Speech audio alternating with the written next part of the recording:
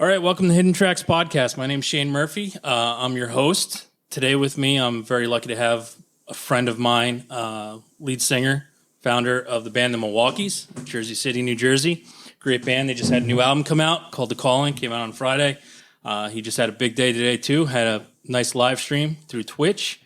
So today I'm going to be talking to him, and we're going to just discuss a couple things. We're going to talk about music, like my introduction. If you had an opportunity to listen to it, we're just going to talk about music and what drives us and what we like, why we like it, and that's it. So, Dylan, welcome. Thanks for having me, Shane. Pleasure's all mine. So, new album came out, The Calling. It's been what seems like a long time for you to finish this. I mean, how do you feel about finally having everything completed and it being out to the universe to listen to now? Yeah, it feels like a relief because sometimes I get hung up. I feel like I'll get hung up on getting the latest record out or getting whatever it is out, and I feel like I can't move on. And so I always like a release, and like I said today, it's almost like a stand-up comic that puts a special out and then they have to restart their act again. So I quite enjoy being able to push songs. Usually we'd go and play shows, you know. Not doing it now, really, although we're trying to figure out ways around it. But yeah, I it's a sense of relief a little bit, and a little bit of, I guess, anxiousness on how it will be received. But I think we all kind of have a thick skin these days. But you have to in the music industry. You have to. Yes. People aren't going to like certain things, and you have to understand that and be okay with it. Yeah, for sure. I mean, we do, you know, again, having new people like it is great. Having old people, you know, I've gotten a couple texts from people I haven't heard from in 10, 15 years, you know, just texting me saying, hey, you know, I just listened to your record. I love it. And I particularly like this track or this track. And it's nice to hear, you know, it's good. It makes me feel good because many times when I'm writing these songs, I never know if they're going to see the light of day. And some of them haven't, you know, but these 10 did. So that's what we get to wait for. Hopefully one day to get all your B-sides that you were too scared to release. Kind of like I pushed you to the Jeremy and It Ghost album because it was all the stuff that he wrote that he didn't record, and it turns out to be a masterpiece. So. Yeah, who knows? I mean, you know, again, because I think sometimes as a songwriter, as somebody who's in a band, you can lose perspective on what is good, what is not. It happens with every record. There are songs that the band loves, and then the people don't like as much. And then there are songs that the band kind of like are ready to throw away. And then everybody says, oh man, that's like your best track. And I've heard stories of that over the years of bands having hit songs that weren't going to be on the record. And I've heard a lot of stories like that. And I can't remember if Jimmy Eat World's The Middle was like that, but I'm not sure. But there are a bunch of stories like that of bands sort of like saying, well, this song's not going to make the album, and it's the smash of the album. You know? When you're sitting down and you're trying to come up with a song, and when is it at that point where you're like, okay, this is, we have to record this, and this is what we have to throw away. Like, what makes that decision? Is that your decision? Yeah, it's mostly my instinct. And in fact, on this record, the song Stay Gold was mulling around for a long time, and it was always a song that I was never digging. I never dug it. Always had a problem with it. And I had to rewrite. There's an early demo of the song that does not have the bridge, and it did not have the way we did the rhythm of the song and the verses and the whatever. And just by adding those two elements there, it connected the chorus to me in a way. The pre-chorus and chorus were always the same. It connected those two parts in a way that made it something that I now like, as opposed to not being able to put my finger on why I don't like this song, where the other guys liked it the way it was. And it's kind of up to me.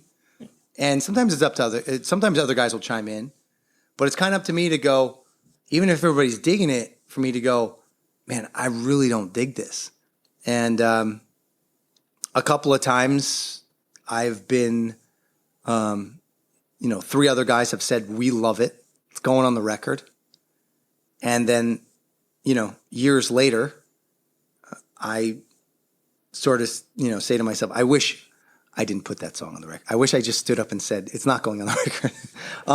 But then other times I've been wrong. Yeah. I mean, I didn't like Highway to the Sun at all. And it wound up being one of the songs that everybody likes. So it kind of sounds like you just put all the pressure on yourself to make the song kind of as perfect as you can get it without taking any type of feedback to the point where it's like, we love this song, but it doesn't connect with you, and you're just gonna push it over to another pile. Yes. If you push it to that pile, is that pile? I don't want to look at this for a long time, and I'll come back to it. No, because there could be a stay gold in there. I mean, geez, I probably have 25, 30 songs probably laying around in notebooks that I know of. Some of them have been half recorded. Some of them are laying around somewhere in some weird version of a recording. And I think some of them are quite good. I don't think they're Milwaukee songs, which is fine. They can come out in another form. Yeah, they don't. Just because it's a Jeremy Enix song doesn't mean it's a Sunny Day song, right? Exactly. And I mean, shit. Even Tom Petty did solo records, without the Heartbreakers or whatever. I think if any of those songs come out, they'll kind of come out in that form, like as something I'll just kind of do by myself, because I just don't think that it fits our sort of rock. It's more just kind of acoustic driven stuff. Yeah, a lot of guys have done that. Jim Adkins from Jimmy Eat World did the same thing. Did he? Yeah. He put out his own stuff that he wrote, and it's not a Jimmy song. So here's what I have that I made that I like. Yeah, and it just didn't fit the band. Yeah, and for many people, and that I imagine for a guy like Jim, who is really great songwriter, I imagine he has a bunch of good ones laying around, and they're just not. They don't fit that mold. You know what I mean? Because they're a pretty specific band. The way my ears hear Jimmy. They have a mold that they have. Yeah, they definitely have a thing that they do, and they do it really well. Like any band who's really good, they got a thing. I mean, shit, the Rolling Stones have a thing, and they do it really well. And they've done. AC/DC. The quote from was it Angus or Malcolm Young when they said at the time they said, boys, this is your 12th album that sounds exactly the same. Do you want to cop to that? And Angus said, how dare you? It's our 13th album that sounds exactly the same. So I'm not saying that Jimmy World sounds exactly the same. What I'm saying is that bands, if you get at it long enough, you find what you find what your sound is too. And I think that that's for us.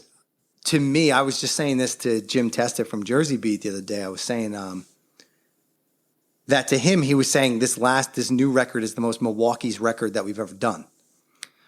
And,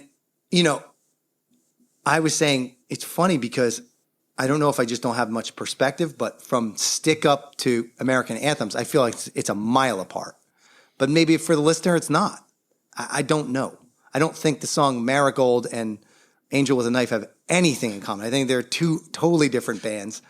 But I think now the connector, the sort of ends of the spectrum now are, let's start with Missile Command and let's put a bookend on Calling, and everything in the middle is a sort of like, It's a maturation of what you guys started as. Yeah. I mean, let's be honest. You did a couple years ago. You did Hindsight, your 20-year anniversary.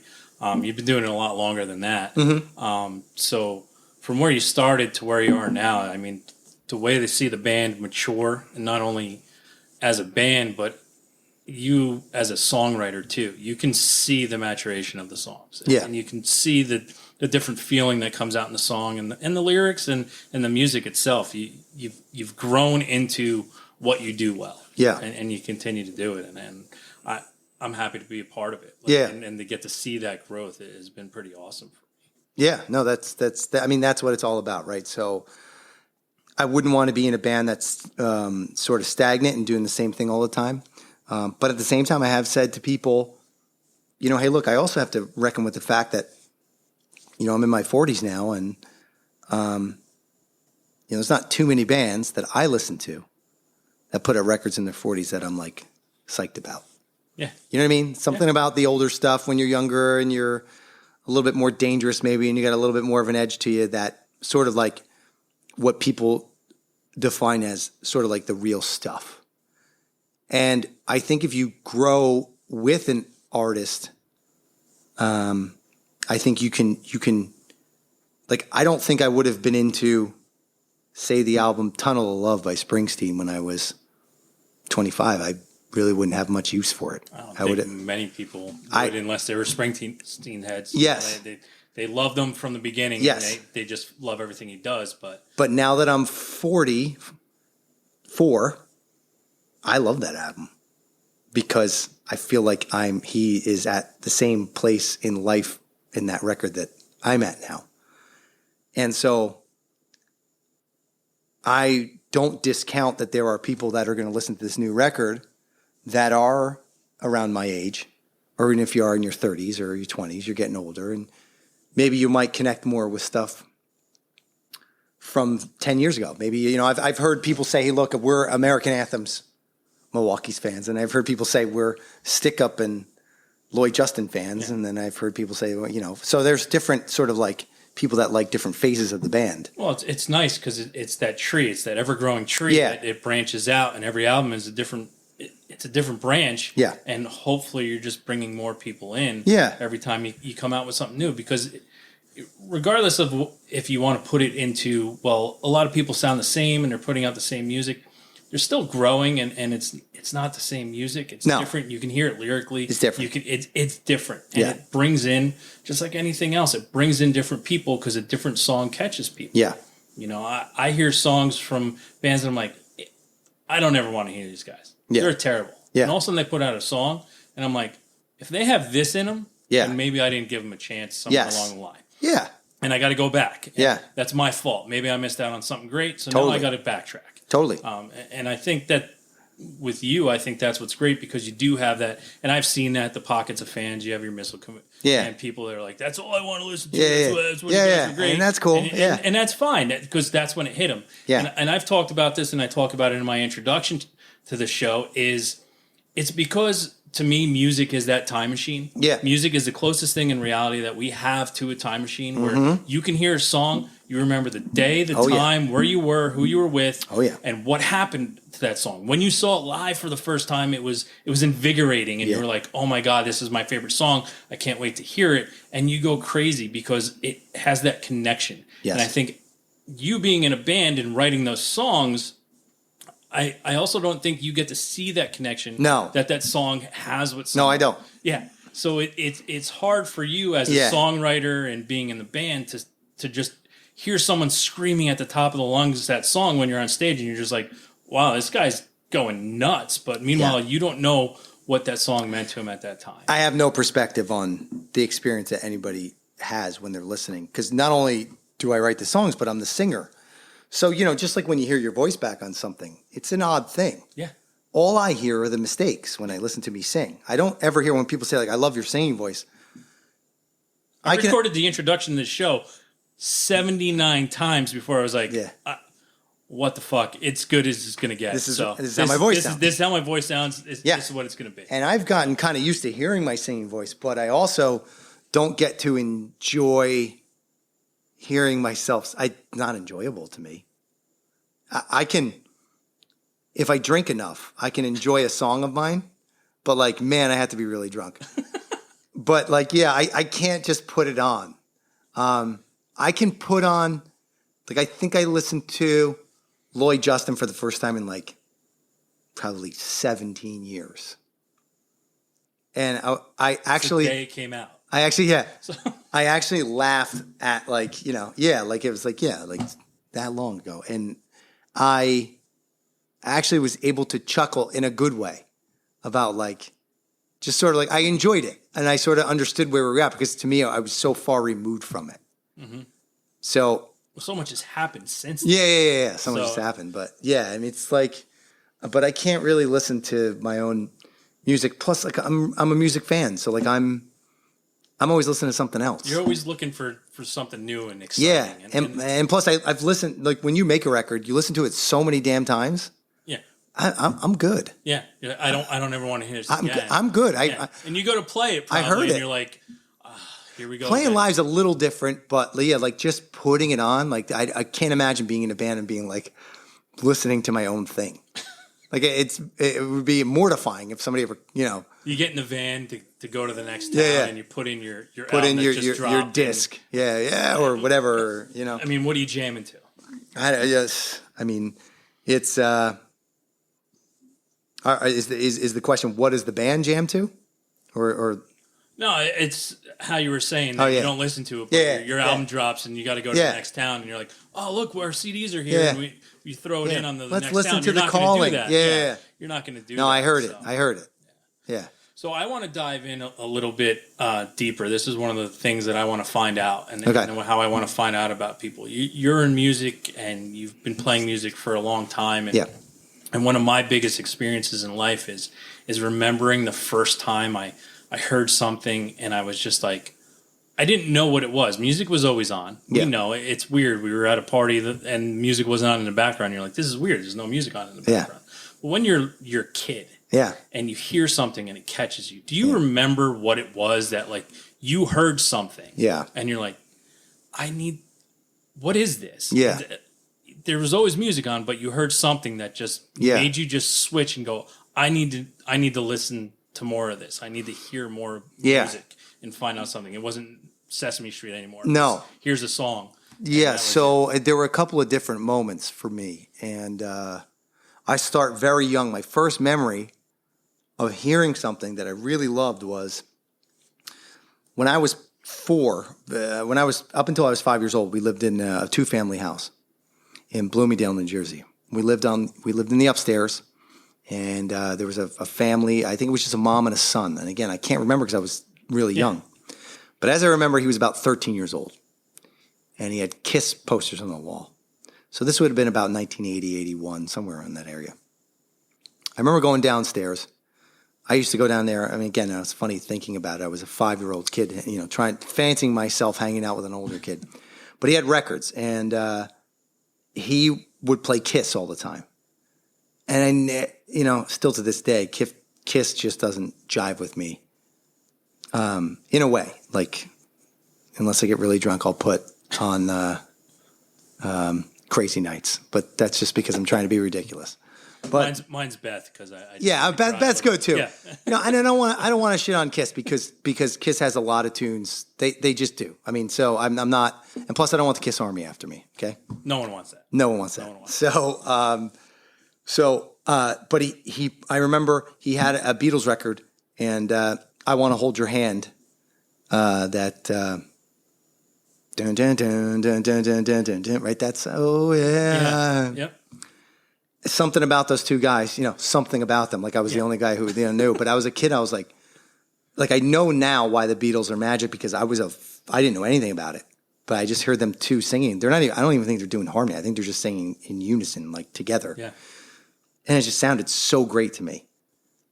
Just even that intro, and then the whole song. That I remember just saying, "Play it, play it, play it," and he would just, he wanted to play me "Love Gun" or, again, another good one, Detroit Rock City. Yeah. But I didn't like it at the time. Anyway, and then when I moved up to a town called West Milford, New Jersey, and I was there with my parents, actually Oak Ridge section of West Milford, but I had a record player. My dad gave me Some Girls by the Stones, and I remember I loved the song Shattered. I could not stop playing it. I played it. To this day, when I hear it, there's like magic in there. I don't know what it is. I think it's like the guitar tone or something. It's just, I've never really heard a guitar sound like that. It's just got this thing to it. Well, that's what they did. They created magic when... I know, but there's specifically that song, like, Beast of Burden is just as big of a hit, but it's before, and that really didn't get me. Shattered somehow got me. And maybe it was because Mick was being ridiculous about it. Rats on the east side, bedbugs uptown, what a mess, the place in tatters, I've been tattered. That whole thing probably cracked me up a little bit as a kid. But whenever that intro with that guitar and the way they mixed that with that, I don't know if it's a flange on it or if it's a phaser on that guitar that Keith's playing. I think it's Keith. It's fucking great. So there's that. And then there's, of course, when I get a little bit older, I hear Back in Black. with the kids in the neighborhood, freak out. What the hell is this? And then there's Guns N' Roses. My buddy Scotty, who was the drummer from the band, Scott Pullman, was the original drummer in the band, hands me a tape. And it's got, no. Actually, the opposite is true. I got the tape from my cousin's boyfriend. He had long hair. He drove an IROC, and he had like 1,000 tapes, and he loved metal. And I was in 5th grade, and he handed me Appetite for Destruction. And as soon as you see that cover with a cross, it was a dubbed tape. Ah. But you get through the first song, which is incredible, and then you get to the second song, It's So Easy, and he's saying fuck in the song. Now, to a 5th grade boy, that is very important. And I still never have gotten over that feeling. And then, of course, there's, like all people my age, there's the day that Nirvana, I heard Smells Like Teen Spirit. Yeah. And there's no way for me to quantify. To me, Smells Like Teen Spirit, I would never put it on. Now, I would never listen to the song. But there's no way for me to describe to somebody who's younger than me what that felt like when you shifted in one day from Guns N' Roses to Nirvana. And it was what those guys did. I'm completely with you on that. Because my thing is that song changed everything to what we knew. But again, everything. I haven't put that album or that song on, and I can't remember how long. No. I think we've played it till exhaustion. Yeah. And I've always credited that song to, I remember hearing it. I never heard a song with a drum beat like that. That doon to chat, boom boom. Well, that's like Grohl got credit for on that song. Whatever that thing is that Dave Grohl did there, and I know we know what he's doing because now it's very common, or you could hear a song with a drum beat like that. But you're coming straight out of just 2 and 4. You're coming straight out of every song is just boom, plat, and that is just a different little shuffle in there. And I just never heard anything like that. So is that what kind of vaulted you into going into your parents' basement and? Yeah, so that moment is, I think we have a band. I think me and Scotty are playing at that point. And I think Dave Posty might have even had a bass. I mean, we were complete crap. But I think we knew. Well, if you said you were good, I'd call you on bullshit. Yeah. I mean, we're probably not even a year old into playing. And I think we're playing Knock on Heaven's Door. We might know a couple of Zeppelin licks that we just kind of play. We probably just do a whole lot of love or something. And very terribly, by the way. But yeah, I think when that came out, it was like, it was weird. It blew our minds, and yet it didn't seem unreachable. Like I knew that I was never going to be able to play the guitar like Slash. I knew I'd probably never even meet anyone who could play the guitar like Slash. And Eureka, I still haven't. Like that guy's a freak. Yeah. And in the best possible way. And I just felt like the Nirvana thing, we could play it right away. Well, I think that time. Yeah. I think that sprouted a lot of people because it was.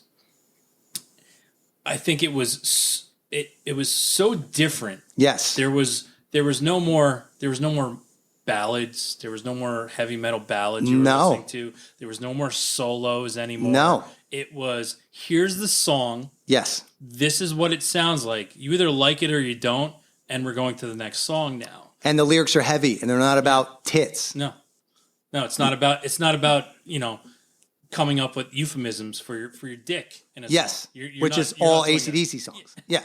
Which we love. Whitesnake and all this. Yeah. Which we all love. Yeah. Because again, I always say to people that shit on hair metal, I think the songs are great.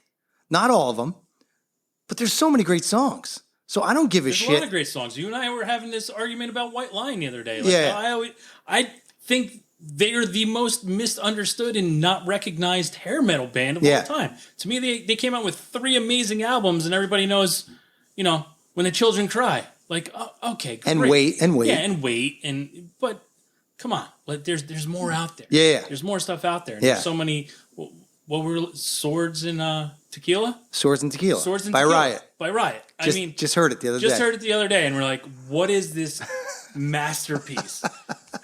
So, I mean, I think it's very funny if you're in our age bracket because I think that no matter if you're maybe not if you're the most hardcore guy, but definitely if you were in an emo band, emo is the combination of you grew up listening to Def Leppard and all those hair metal ballads, and then Nirvana came around and Soundgarden and all these bands and sort of like gave you your sort of edge a little bit. Yeah. But the emo, I think, is still, I Won't Forget You, Babe by Poison or something. You know what I mean? Like the emo part of it. See, but maybe. It's my theory. It could be. It's your theory. And my theory on that is like, I hate how and I know we have to do it in music, and you have to put things in lumps and sums, and the whole emo thing to me is, it started out, it was the post-hardcore, and then all of a sudden it became emo, but I don't know how you can go post-hardcore right into calling something emo. When emo, to me, the godfathers of emo were Sunny Day Real Estate. Yeah, makes sense. I say it all the time. They were the godfathers. They were literally, to me, what is defined as emo sound is what it is. It was 3 years away from Smells Like Teen Spirit. Yes. So that coming out 3 years away, why is it so different? Yeah. But if you talk to somebody that's 10 years younger than us in that age group, and maybe in their mid-30s or something like that, or younger. They have their emo is My Chemical Romance. Yeah. But that wouldn't be to us. No, that's not ours. No, because you got lumped in with emo, Missile Command, and I mean, now I listen to it, I'm like, I don't think that's an emo record. But what am I going to do? I don't have any perspective on it, really. But who's to say anyway? I don't know. It's you and I. It's you and I doing this, judging shit. No, I don't know. That should be lumped in. Yeah. So you talked about when you heard that. Yeah. I Want to Hold Your Hand. Yeah. And that made you leap into just listening to other stuff. Yeah. That's your memory where you're like, what is this? Yes. This is so... I need to get more of this. I need to get more of this. And that just made you start to push your way into just hearing other things and your dad handing you... Oh, yeah. Like my dad always had all kinds of records all over the place. He handed me Axis Bold as Love by Hendrix, handed me This Year's Model by Costello. And he always hated all... Like when I was 10, 11, he hated all those Poison and all those bands. He couldn't stand them. He actually liked GNR because they were. He was like, "This is a real band." Yeah, but like it's rock and roll. Yeah. They were undeniable. Yes, undeniable. But yeah, he handed me a lot of that stuff, and I became a music fan. I became obsessed with music, and I think like everybody becomes obsessed with music. Also, when you're young, you become very opinionated about music as well. So there's certain bands I try to get into every year now that I'm older and I'm more mature. I can handle the Dead now. I can put the Dead. I mean, good for you because I know. Yeah, no, I'm not saying. I can put on a Dead song or two and feel pretty good about it now. Now that I'm older, in the right setting. Yeah. I would never have done that when I was 30 years old. Never. I mean, they were dead to me. But I also didn't really love The Cure when I was 30 years old. So there's a lot of things I think in music and growth. And that's the cool thing about, I think, when you do put out a song is that I just don't know if there's ever, I'm sure there'll be some kid who's 16 that likes a song of ours right now. That's cool. Yeah, that's all. And I love that The Cure thing because you've made the comment many times because I grew up loving The Cure. And you're like, well, yeah, that's because you had a sister. Yeah. And it didn't make sense to me. And then it makes 100% total sense because my sister listened to it all the time. Yes. And I was like, The Cure's awesome. Yeah, like, why do you guys not like The Cure? We're in high school. Yes. Why do you guys not like The Cure? And it wasn't the cool thing to like The Cure because it was chick music at the time. Yeah. But now you put on The Cure in your 40s, you're like, oh. It's great. This is fantastic. Songs are great. Yeah. Lyrics great. Melodies are great. Yeah. Almost, really, they had a stretch there where almost all their songs are great. On their albums. Like it's astonishing. I go 82 to 91. They didn't. Yeah. They were batting 1,000. Yeah. So they were awesome. Yes. Now you brought up GNR. Yeah. And this is one of the things that I think that this whole thing that I'm doing started on. Okay. Was trying to find what's your idea of a perfect album. And the perfect album, I think it all started with, we were having a conversation one night and we couldn't deny Appetite for Destruction. The perfect album is, you're not going to skip it. Every song is fantastic. And for me, GNR, listening to Appetite for Destruction, I was like, well, let me put it to you this way. My favorite song on the album is the last song that didn't almost make it on that, which is Rocket Queen. Yeah. But you can't skip anything on that. Yeah. Now, I have to always put that album aside because to me it stands alone by itself. Okay. You're listening to something that you'll always go to that I'm just hitting play and I'm not doing. That's it. This album is on fully through. Yeah. It's a perfect album to you. And again, it's subjective. Yeah. This doesn't have to be perfect to me, but your perfect album that is, you heard it, it's unskippable, and you can go back to it every single time, and you're not going to turn anything off. Now, remember, Appetite for Destruction is off the table. Yeah, it's off the table, and I get it. There's a couple. You're allowed to have more than one. Yeah. I'm trying to think off the top of my head. Probably, and this is where I get into a little bit of a thing here. You're Living All Over Me by Dinosaur Jr. is probably my favorite record to put on. I don't even know what it is about it. It's magic to me. Put it on. I love it. I love it. Some of those Barlow noises at the end where he's doing this like kind of audio tape thing before he goes into that last little like ukulele thing get a little annoying, but I wouldn't skip it, right? It's part of it. Might get a little annoyed after like a minute or two. I don't know how long it goes on for, but I get it. Yeah, so I would have to say that album, for some reason, always stuck with me. That said, just about any Zeppelin album for me is the same. Like, I can listen... Coda? Not Coda. But, like, everyone up to Coda, because Coda was just leftovers, I think. Yeah. Well, no, and then Into the Outdoor, I never really actually sat down and really listened to that album. But Zeppelin 1, 2, 3, 4, Houses of the Holy, Physical Graffiti, and maybe not Presence, but maybe Presence. I don't have to skip any Zeppelin record. I'm such a Zeppelin freak that it's crazy. And then there's just, again, off the top of my head, Archers of Loaf, first album, Icky Metal, unskippable. Smashing Pumpkins, Siamese Dream, yeah. Unskippable. Amorica by the Black Crowes, unskippable. I would say Hendrix, Axis Bold as Love, but that intro song where he's like an alien and he's talking and then he makes all these guitar noises is preposterous. And, you know, but it's also 1968, so like I give him a pass. A lot of Beatles albums, Rubber Soul, I can go right through. There's Beatles to Teenage Fan Club. There's Teenage Fan Club. So you got a lot. I have a lot of unskippable albums, but the number one that I would probably say to put on is either Dinosaur Jr., You're Living All Over Me, or Zeppelin 2. Those two albums I always just go back to. I have to listen to them. And I've since gotten into other albums where like I love Pink Floyd Animals, but it's not the same. Like it's you know. So anyway, yeah, those two, and I don't know why. I think they just hit me at certain times in my life where, you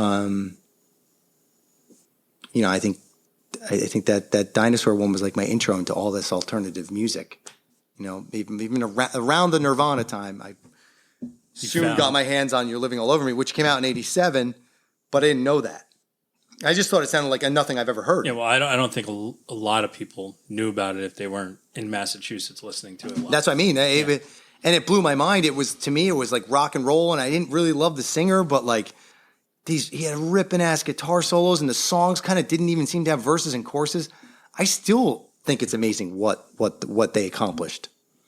Okay, I'm going to give you credit for this thing that I'm going to put on here every time I do this, and it's the just in case you forgot. Okay. So I need a band that even in your head that you forget about sometimes, but you want other people to remember, just in case you forgot how good this band was. Something to listen to, something to put on soon when you're not knowing what to do and you forgot about something. And I see you thinking, and I like this because I like you having to be on the spot because I want an answer that I'm not going to edit out. Yeah. Well, again, I think an underrated band in this sense is a band like Teenage Fan Club. And I know it gets name checked a lot by guys I've seen. Ben Gibbard name checked him, right? The guy from Death Cab, that's his name. He says they're his favorite band. He actually covered a whole album by then. He did, Dean. Which is unbelievable. Amazing. But I just think that they're one of these bands where I just think they're so damn good, and the songs are so good, and they're just so good. And I think back in the day when Radiohead was like really hitting, like around the OK Computer days, and they would ask Tom York, well, why are you on tour with Teenage Fan Club? Why are they opening up for Radiohead? Because they expected him to have some far out band opening up for them. And he said, they're my favorite band, and Songs from Northern Britain is my favorite album of the year, even though you're telling me it's mine. Me personally, I think they have the best album. I just think they're a band's band. You know what I mean? Like, I think they just made music because they loved it. And I'm with you there. Yeah. Teenage Fan Club. You know, I've seen them a bunch of times together, and they're just that band that you want everyone to know about them. Yes. And it's funny to see the maturation of them and finding out. One of the things too that I like to do is the history of music, and finding out that, you know, a lot of my favorite bands came through the whole way of Big Star. Yeah. You know, it came from that, and it was, you know, and I don't think it came from Big Star. I do believe it comes from the Beatles, and my feeling on the Beatles are completely different. But you had harmonies. Yeah. You had two front men that would sing and write different songs and do it, and it's the same thing that led all the way up to Teenage Fan Club. Yeah. Teenage Fan Club did the same thing. Yeah. And I think that's a great thing. Now, if you're going to pick one of their albums that you're going to tell somebody, listen, you want to listen to Teenage Fan Club, you want to hear them, what's the album that you're going to pick from them? Because I'm sure we're going to have different ones. Yeah, I know. It's weird. I go back and forth with them, like I do on Zeppelin records sometimes. I definitely don't think. I don't want to sound like I'm not for any of the albums, but I definitely don't think it's the first album. The first one that everybody knows, the one, the Bandwagon-esque. Bandwagon-esque, yeah. For me, it would either be Songs from Northern Britain or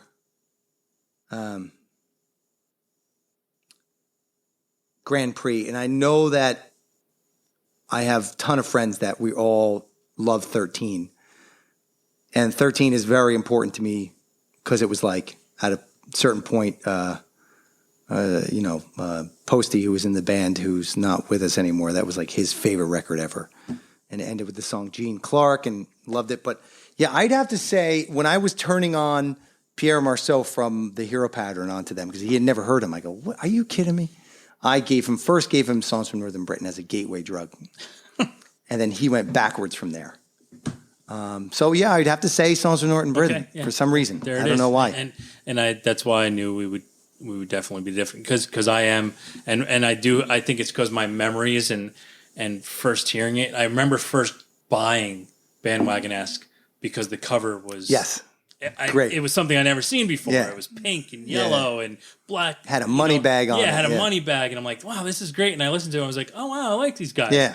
But 13 was where I fell in love with them, and then Grand Prix was just like, well, you already love us, now you're just going to love us more. And then Songs from Northern Britain was like, well, this is what we do for a living.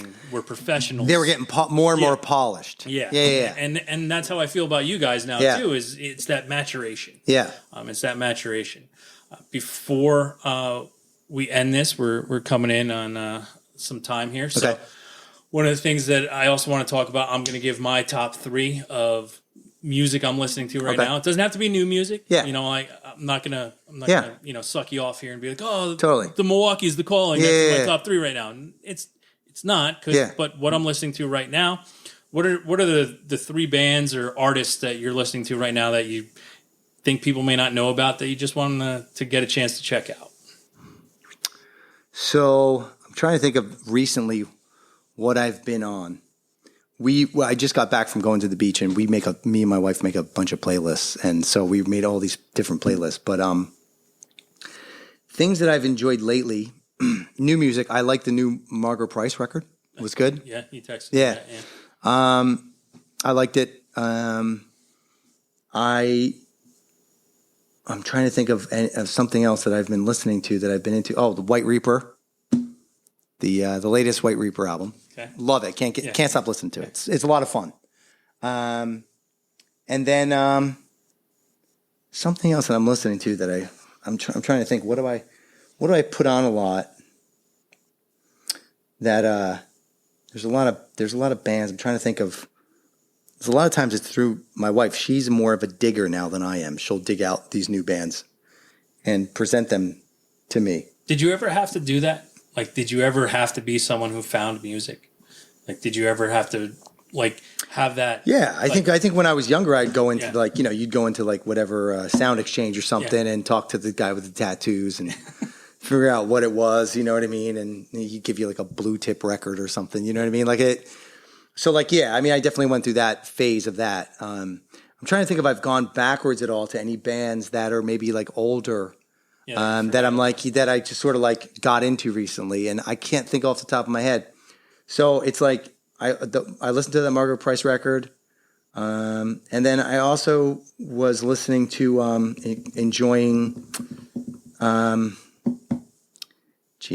want to name drop. I want to name check.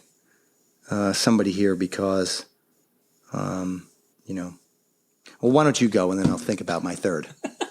Okay, I'll give you time to think about that. Yeah. Mine right now are Mallory Knox, great Scottish band. I've been listening to Valley Heart, which I've tried to get a bunch of people to get into. Yeah, I like them. I think they're good. I think they're great. I think they're doing what was done that wasn't vaguely popular, but was amazing back in the late 90s, early 2000s. I think they've got a hold of that, and I'm really excited for them, and I hope they go on to do great things. And mine that I continue to go back to is when I need something, and it's going to be hard for me not to have it in my top 3 all the time. It is Rival Sons. I always, it's one of those things that whenever it pops up, whether I'm on shuffle or I'm enthralled. And that's my 3 for this week. And hey, they'll probably fall into it again next week. But I got Valley Heart, Mallory Knox, and Rival Sons. Yeah, well, it's funny you said that about Rival Sons. I recently turned somebody on to them, and I got turned on to them by Dean Del Rey's podcast, Let There Be Talk, and he was hyping them up years ago. Put them on, just couldn't believe how damn good they are. And I used your line on whoever I was giving it to. I said, look, they may not be your favorite band, but they're better than your favorite band. And that's hilarious to me. But because it's true, because right? It's true. And that's why when the first time I saw them, they're ridiculous. They're absolutely absurd. And that's when I said in my head, I'm like, they're not my favorite band, but they're better than my favorite band. And it doesn't make sense that they're not. No, it's totally true. And I totally get what you're saying. I've been digging on, I've been digging on more of I don't even want to say a country thing because it's not really country, just songwritery stuff. The guy, he put a. My wife is obsessed with the record, but went to go see Rustin Kelly not too long ago, and he was really good. Yeah, he's really good. He's got a new song out. It's pretty good, And is it Rubber Brave? Yeah, I think he's the kind of guy where I don't think too many people know about him, but great songwriter. Yeah. If you don't know about him, you should. Yeah, and I turned a couple because my cousins are big music fans, and my 2 older girl cousins, and we're always at the beach together when we go to the beach, and I would just put together these playlists and then play, and then they're asking who's this, and one of them was Rustin Kelly, and my wife Melissa wound up putting on his old record for everybody just to hear. And everybody was like, "Oh, this is cool." That's the great thing about playlists when someone hears something that they haven't heard. Yes, and they're like, "Add me," Yeah. I need to know more about this. And this is what I love about music, and this is why I'm doing what I'm doing. Yeah, because I want other people to be able to get that, and to not have to look far, and to not have to listen long. And like you said about Rival Sons, I'm always listening to Thin Lizzy too. Yeah. Thin Lizzy is again another one of those bands that's underrated that nobody really knows about over here, but they're just incredible. They're a great band. Yeah. So I'm going to let you go. I want to say thank you so much for doing this. Thank you. You for letting me be a part of everything you guys are doing. Yeah. For everyone, again, Dylan Clark from the Milwaukees. The Calling's out now. You can get it wherever you can find music. Apparently, as he said today on his live stream, except where you can buy physical music. But if you need to stream it or buy it somewhere, you can find it anywhere. Again, my name's Shane Murphy. This is the Hidden Tracks podcast. You can find us. We're currently on Spotify. If you're listening to us, that's where you're listening to us. We need to get a couple likes, a couple more shows out here, and then we'll be on iTunes, and you can tell all your friends. You can find us on Facebook, myhiddentracks.com. And thank you very much for your time. Appreciate it, Dylan, and everyone have a great time. Thanks, Trim.